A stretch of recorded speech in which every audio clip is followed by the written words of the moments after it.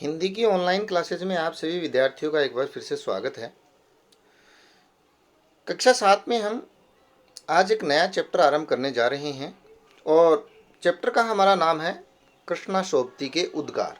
उद्गार क्या होते हैं? उद्गार होते हैं विचार। विचार को या विचारों को क्या कहते हैं? उद्गार कहते हैं। कृष्णाशोक्ति कौन है? फिर ये बात उठती है कि ये कृष्णाशोक्ति कौन है? ये हमारी हिंदी की महान लेखिका हैं। क्या हैं? लेखिका हैं। लेखिका, बहुत बड़ी लेखिका हैं जिन्होंने अच्छे निबंध लिखे हैं, अच्छे कहानियाँ लिखी हैं और बहुत अच्छे विचार व्यक्त किए हैं। इनका साहित्य है वो हिंदी को समृद्ध करता है, महान बनाता है। महान लेखिका के कुछ विचार यहाँ पर प्रस्तुत किए जा रहे हैं कृष्णाशोक्ति के, कि वो क्या विचार रखती हैं। तो चलिए फिर शुरू करते हैं इसके बारे में। कृष्णाशोक्ति हिंदी साहित्य की एक लब्ध प्रतिष्ठित रचनाकार है। लब्ध प्रतिष्ठित मतलब पूरे संसार में विख्यात हैं, अच्छे रूप से प्रसिद्ध हैं। उनके विचारों और अनुभवों से पाठकों को इस भेंट वार्ता के माध्यम से अवगत कराया गया। उनके जो विचार हैं, कृष्णाशोक्ति के विचार और उनके अपने जीवन के जो अनुभव हैं, वो पाठकों से क्या करवाए गए हैं? अवगत कराए गए हैं, मतलब उनको बताए गए हैं। ये एक प्रकार की भेंट वार्ता होती है। भेंट वार्ता देखिए, एक तो होता है साक्षात्कार जिसमें प्रश्न पूछे जाते हैं, इंटरव्यू जैसे बोलते हैं। एक होती है भेंट वार्ता, जब हम किसी से मिलते हैं तो वो क्या विचार प्रकट करता है, क्या कहता है, ये सारा का सारा लिया जाता है। तो जो हमारा चैप्टर है वो बहुत ही महत्वपूर्ण है, इम्पोर्टेंट है। और इम्पोर्टेंट इसलिए भी है कि कोई कहानी नहीं है, एक बहुत महान लेखिका रचनाकार के विचार इसमें व्यक्त किए गए हैं, उद्गार इसमें व्यक्त किए गए हैं। ध्यानपूर्वक पढ़ेंगे, अच्छे से जानेंगे क्या वो सोचती हैं, क्या वो विचार रखती हैं। शुरुआत में ही जो रचना होती है या उसका जो विचार व्यक्त करने का तरीका है लेखक का, बहुत ही स्पेशल है, विशेष है। देखिए कैसे, वे कभी किसी गढ़ या मठ की मोहताज नहीं रहीं। रहीं, देखिए रहीं पर ध्यान दें। रहीं मतलब स्त्रीलिंग के लिए अनुस्वार का प्रयोग किया गया है कि वे कभी भी किसी गढ़, गढ़ मतलब कोई बहुत राजा महाराजाओं का पहाड़ों पर बनाया हुआ जो किला होता है, ठीक है, उसे वो कोई किला नहीं चाहिए था, ठीक।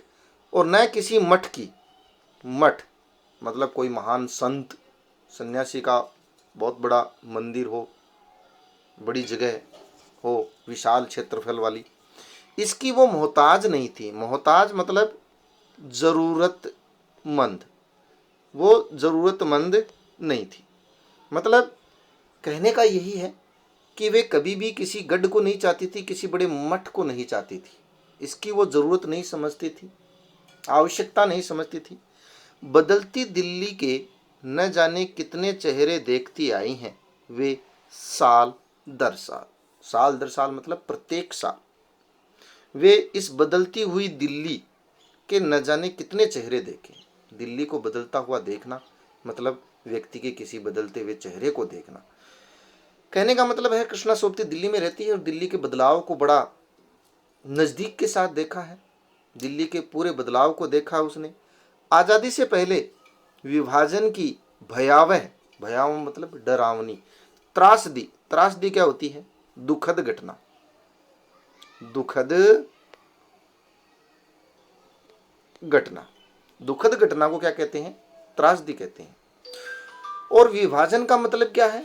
आज़ादी के बाद 1947 में जो देश का विभाजन हुआ था, उस विभाजन की ये बात कर रही है कि जब आज़ादी के पहले देश का विभाजन 1947 को हुआ, दो भागों में बांटा गया। उस विभाजन के बाद जो दुखद घटनाएं फैली, पाकिस्तान से कटे हुए लोगों की ट्रेनें यहाँ आई और यहाँ से कटे हुए लोगों की, मुसलमानों की, वहाँ गई। ये जो भयावह है दुखद घटनाएं थी, वो विरूपित दौर भी देखा, वो डरावना मंजर भी देखा, माहौल भी देखा। किसने? कृष्णाशोक्ति ने। महसूस भी किया और जिया भी। उसने वो विभाजन का दौर देखा है, और उस विभाजन के दौर में होने वाली दुखदायक घटनाओं को देखा ही, महसूस ही नहीं किया है, जिया भी है, तो आज़ादी के बाद के हिंदुस्तान की बदलती फिजा को भी देखा है और भोगा है। फिजा किसे कहते हैं? वातावरण। एक प्रकार से वातावरण को क्या कहते हैं? फिजा कहते हैं। किसको? वातावरण। वातावरण, वातावरण को क्या कहते हैं? फिजा कहते हैं।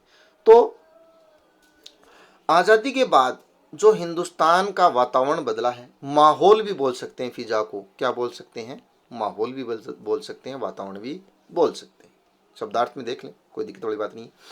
तो हिंदुस्तान की बदलती हुए माहौल को या वातावरण को भी देखा और भोगा कि किस प्रकार से आज़ादी के बाद हिंदुस्तान का रूप, रंग, माहौल और वातावरण बदला है। किसने? कृष्णा सोबती, मतलब हमारी लेखिका, आज़ादी से पहले की लेखिका।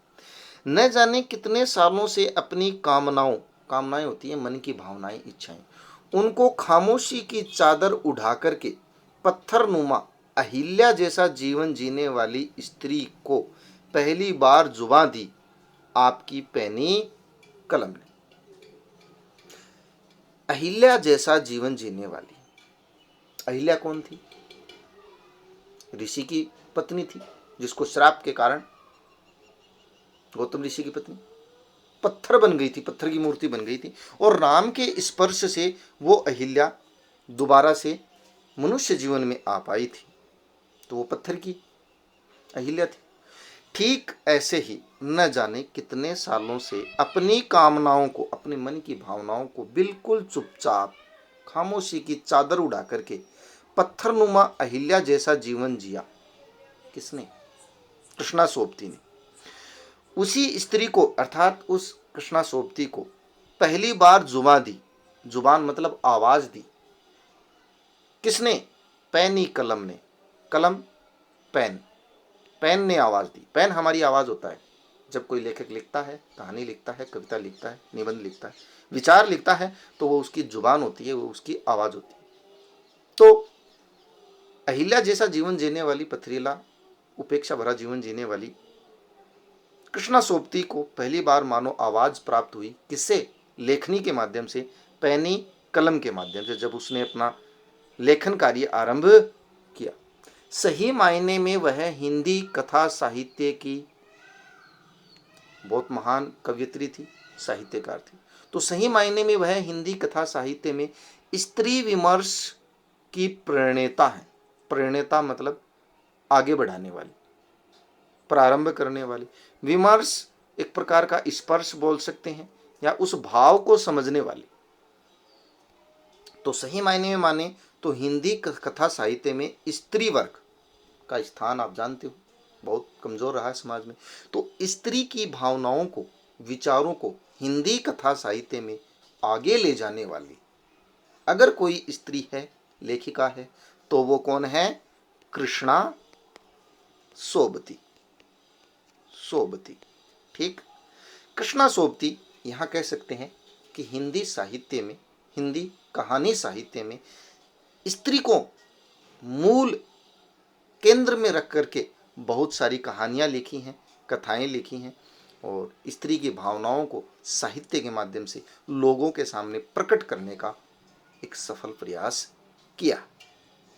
एक स्त्री ही स्त्री की आवाज़ बनी है, ये बहुत बड़ी बात है, एक अच्छी बात है। ठीक है, चलो आगे बढ़ते हैं और अपनी इन विचारों को आगे लेकर के चलते हैं। तो ऐसी ही मशहूर शख्सियत, शख्सियत किसे कहते हैं? प्रसिद्ध व्यक्ति या व्यक्तित्व को। शख्सियत व्यक्तित्व कहलाता है। सबका व्यक्तित्व अलग होता है, इसलिए सबकी शख्सियत अलग होती है, ये मान सकते हैं। तो ऐसी ही हमारी मशहूर प्रसिद्ध शख्सियत, व्यक्तित्व की धनी, अनूठी, वरिष्ठ कथाकार, कहानीकार कृष्णा सोबती जी, जिनसे आत्मीय संवाद का, बहुत प्रेम भरा हुआ संवाद का एक दुर्लभ अवसर हाथ लगा था।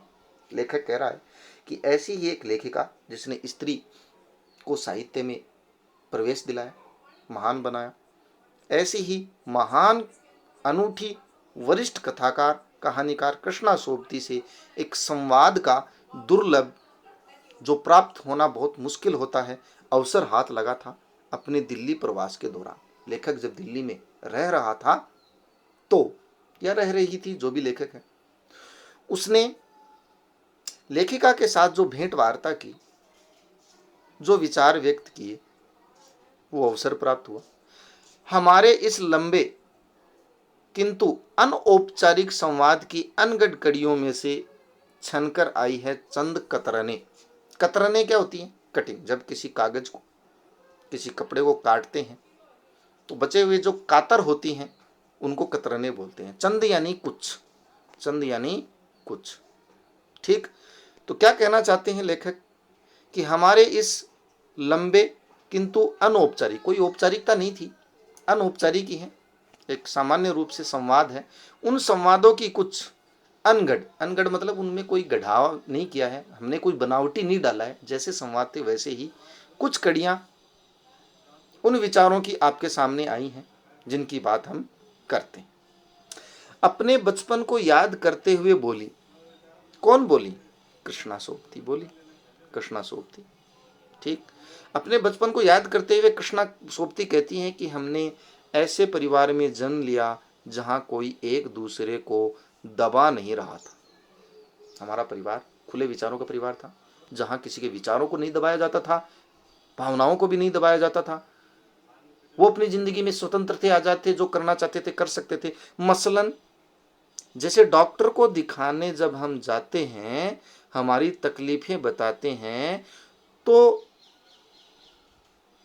न तो उनसे कभी कुछ छिपाएंगे और न ही अतिशयोक्तिपूर्ण वर्णन करेंगे। ठीक उसी प्रकार हम भी स्वतंत्र जीवन जीते हैं। जिस प्रकार हम डॉक्टर को दिखाने जाते हैं और अपनी तकलीफें बताते हैं, कष्ट को बताते हैं, तो हम कुछ भी नहीं छिपाते हैं, अतिशयोक्तिपूर्ण वर्णन भी नहीं करेंगे। अतिशयोक्ति का मतलब होता है बढ़ा चढ़ा करके भी हम वर्णन नहीं करते हैं, कोई बात को बढ़ा चढ़ा करके भी नहीं बताते हैं, बिल्कुल सरल सामान्य रूप से हम उनका वर्णन करते हैं। ठीक वैसे ही हम भी अपने परिवार में जीवन जीते हैं। ठीक। तो जिस तरीके से हम डॉक्टर को अपनी बीमारी बताते हैं, वहीं से लिखने का संस्कार या शब्दों का अनुशासन हमने सीखा कि हमें भी अपने कहानियों में, अपने साहित्य में वही लिखना चाहिए जो सही है, संस्कार युक्त है, अनावश्यक नहीं है और अनुशासन से युक्त है, जिसमें कोई बनावटीपन नहीं है, फालतूपन नहीं है। रचना यानी मतलब कोई भी कहानी, निबंध, लेख जब लिखी नहीं जा रही होती, कोई भी रचना जब लिखी नहीं जा रही होती, तब भी तो लिखी जा रही होती है। मतलब क्या कहना चाहती है? जब कोई रचना हम पेन से नहीं लिख रहे होते हैं, तो भी हम मन ही मन उसको लिख रहे होते हैं, मन ही मन उसका निर्माण कर रहे होते हैं। जैसे मान लीजिए आपको एक कहानी लिखनी है, तो लिखना आपने आरंभ किया, उस दिन से पहले ही आपने जो आरंभ कर लिया मन में कि हमने कहानी किस पॉइंट पे, किस बात पर, किस चीज़ पर लिखनी है, वही वो बात करी है कि जब रचना लिखी नहीं जा रही होती, तब भी तो लिखी जा रही होती है। मन ही मन हम उसका बुनावट करना आरंभ कर देते हैं, उसका नक्शा बनाना शुरू कर देते हैं, उसका विचार शुरू कर देते हैं। जैसे मकान बनाने से पूर्व उसका नक्शा, डिजाइन, इंटीरियर, नींव, माल, सामान, सब। ठीक वैसे ही रचना होती है। जब हम रचनाएं लिख नहीं रहे होते हैं, तो भी मन ही मन उन रचना पर जो विचार करते हैं, वो एक प्रकार का लेखन ही होता है। जैसा कि पहली पंक्ति लिखते वक्त ही आपके साथ कुछ घटित हो जाता है, तब आप नहीं रहते तो आप उसी पंक्ति से अपनी बात उठाएंगे। जब पहली बार हम पंक्ति लिखते हैं, तो पंक्ति लिखते समय आप नहीं रहते हैं, आपके साथ कुछ घटित हो जाता है, तो आप नहीं रहते हैं। क्यों? क्योंकि आप नए रूप में एक विचार व्यक्त कर रहे होते हैं, आपका जीवन एक लेखक के रूप में आ जाता है, तो आप सामान्य व्यक्ति न रह करके एक रचनाकार हो जाते हैं। तो लिखते समय बड़ी सावधानी बरतनी पड़ती है, क्या लिखना है, कितना लिखना है, कौन से शब्द चुनने हैं, उस समय बड़ी सावधानी के साथ कार्य किया जाता है। जब आप जब तक आप किसी चीज को नए जब तक आप किसी चीज को नए नेक्स्ट पेज पर चलते हैं, नए कोण से नहीं देखेंगे। भाई किसी भी चीज को आप जब तक किसी नए नजरिए से, नए तरीके से नहीं देखेंगे, तब तक नई और मौलिक बातें कैसे लिख पाएंगे। भाई कोई भी चीज को आप जब नए तरीके से नहीं देख पाओगे तो मौलिक मौलिक मतलब बनावटीपन से दूर, नेचुरल नैसर्गिक बातें कैसे लिखोगे। और बनावटीपन वाली बातें साहित्य में चलती ही नहीं है। तो लेखिका क्या कहती है कि आप किसी भी चीज को नए तरीके से देखो और उस पर अपने विचार लिखो, और वो भी बनावटीपन से दूर। हर रचनाकार को यह सोचना होगा कि आप जो सोचते हैं, आप जो विचार करते हैं, कहीं ऐसा तो नहीं यह पहले से सोचा हुआ विचार है। मतलब अगर पहले से सोचा हुआ विचार है और उस पर आपने कोई लेख लिखा है तो कोई फायदा नहीं है, क्योंकि वो चीज़ तो पहले से ही प्रस्तुत कर दी गई है। तो इस तरीके से आप रचना रचते समय पहले विचार करें कि ये नया है और लोगों को पसंद आएगा। बिना नए आइडिया का लेखन तो खाली वृत्तांत होता है, नीरस वृत्तांत। वृत्तांत मतलब कोई घटना का वर्णन, और वो भी नीरस। अगर उसमें नया आइडिया नहीं है, नया विचार नहीं है, नई सोच नहीं है तो। जबकि लेखन खाली मनोरंजन नहीं होता है। कोई भी लेखन होता है, कोई भी रचना होती है, वो केवल मनोरंजन थोड़ी होता है। वो मनोरंजन नहीं होता है, उसमें अपने विचार व्यक्त करने होते हैं। उन विचारों का बड़ा अस्तित्व होता है, महत्व होता है। आने वाली पीढ़ी उसको पढ़ती है, समझती है। तो जब भी लिखें, नई रचना लिखें, नए आइडिया के साथ लिखें। उन विचारों में क्या होना चाहिए, नयापन होना चाहिए। तभी क्या होता है, बेस्ट होता है। उसके साथ मतलब नए विचारों के साथ साथ जो शब्द हैं, सुंदर भाषा भी है, उसमें भी कुछ टटोलने पर आपको कौन सी दिखने लगती है। कौन यानी चमक। क्या कह रही है, देखो, लेखन में नया आइडिया हो, साथ साथ नए आइडिया के साथ, नए विचार के साथ, नई सोच के साथ लेखन करें। साथ साथ जो शब्द हैं और भाषा हैं, उनका चुनाव भी आपको सही ढंग से करना होता है। शब्दों का चुनाव, भाषा का चुनाव, जिससे सभी लोग आसानी से समझ सकें और विचारों को ग्रहण कर सकें। इतनी क्लिष्ट भी ना हो भाषा की कोई समझ ही ना सके, क्या फायदा लिखने का। ठीक है, उसे भी आपको देखना होता है। तो कोई भी लेखन लिखते समय क्या खूबियां होनी चाहिए, बड़ी अच्छी तरीके से लेखिका ने बताया। अपनी रचना प्रक्रिया से जुड़े प्रसंग के बारे में वो बोली। कौन, कृष्णा सोबती। कौन बोली, कृष्णा सोबती। अपने रचना प्रक्रिया से जुड़ी प्रसंग बताते हुए, विचार बताते हुए बोली कि एक समय के बाद यह देखना होगा कि आप में कितनी खूबियां और क्षमताएं हैं। लेखिका कहती है कि जब आप रचनाकार होते हैं, कोई भी नया काम करते हैं, तो एक समय के बाद, टाइम निकलने के बाद आप अपने आप को देखें कि आप में कितनी खूबियां हैं और कितनी आप में क्षमताएं हैं। अगर रचना को बिल्कुल नज़दीक जाकर देखेंगे तो निकटता जो होती है वो खुद निकटता को भंग कर देगी। मतलब कोई भी चीज़ को आप ज़्यादा निकट से जाकर के देखें, मतलब कोई भी अगर आपको लाइन पढ़नी है और किताब को आपने एकदम से आँख के नज़दीक कर लिया, तो वो लेखन आपको नहीं पढ़ने में आएगा। ठीक उसी प्रकार कोई भी रचना या कोई भी चीज़ बहुत नज़दीक से देखोगे तो वो आपको समझ नहीं आएगी। नज़दीकी है वो उसकी बनावट को खुद ही क्या कर देगी, निकटता भंग कर देगी। इसलिए एक निश्चित दूरी पर किसी चीज़ को देखेंगे रख करके तो वो चीज़ आपको पसंद आएगी। उसमें कमियां, खामियां, अच्छाइयाँ सब नजर आएंगी। तो कहने का मतलब यह है कि आप अपनी रचना को अपनी न समझ करके, खुद की न समझ करके एक सामान्य रूप से सामने रखो और फिर देखो उसमें क्या खासियत है, क्या अच्छाइयाँ, क्या बुराइयाँ। यानी आप एक खास दूरी पर भी, जिससे दोनों के बीच टकराहट न हो पाए, निश्चित दूरी पर रखें और फिर देखें। वैसे भी सबसे ज़रूरी है यह देखना कि आप जो कह रहे हैं वो कंटेंट है क्या। मतलब आप अपने जो विचार व्यक्त कर रहे हैं, आप जो अपने विचार व्यक्त कर रहे हैं अपनी रचना में, अपनी कहानी में, अपनी कथा में, वो कंटेंट है क्या। कंटेंट मतलब वो विचार। ठीक है, मतलब अपने विचार जो प्रकट किए आपने अपनी कथा में, वो कंटेंट है क्या। क्या चीज खोजी है आपने उस रचना में, वो सबसे पहले देखनी है आपको। और उसको सबसे पहला महत्व देना है, महत्वपूर्ण उस कंटेंट को मानना है, मतलब जो मूल विचार हैं उनको महत्वपूर्ण देना है, महत्व उनको सबसे ज़्यादा देना है। उसके बाद भाषा इसके बाद दूसरे नंबर पर आती है। तो भाषा और विचार में अगर हम किसी चीज़ को देखें चुने तो सबसे पहले पर नंबर पर कंटेंट को चुनेंगे, विचार को चुनेंगे। मतलब कोई भी चीज़ आपने बनाई है, वो नई निर्मित की है, वो चीज़ दूसरों से अलग होनी चाहिए, नयापन होना चाहिए, बनावटीपन नहीं होना चाहिए। और वो कंटेंट जो आपने बनाया है उसको ज़्यादा महत्व देखना है। भाषा दूसरे स्थान पर रखनी है। भाषा का भी बड़ा महत्व है। भाषा अच्छी हो, उनमें शब्दों का चुनाव, वाक्यों का चुनाव अच्छा हो, जिससे दूसरे लोग उसको आसानी से समझ सकें, पढ़ सकें और जान सकें। वीडियो ज़्यादा लंबा न बने और आप इस चैप्टर को आसानी से समझ सको, इसके लिए वीडियो देखने से पहले थोड़ा पढ़ें, या वीडियो देखने के बाद इसके बारे में थोड़ा सा पढ़ेंगे जो पढ़ाया है वो, तो आसानी से समझ में आ जाएगा। आज की इस वीडियो में इतना ही। मिलते हैं नए पार्ट के साथ कि इसमें आगे लेखिका है वो क्या समझाना चाहती हैं किसी भी रचना के बारे में। तब तक के लिए आप सभी का बहुत बहुत धन्यवाद।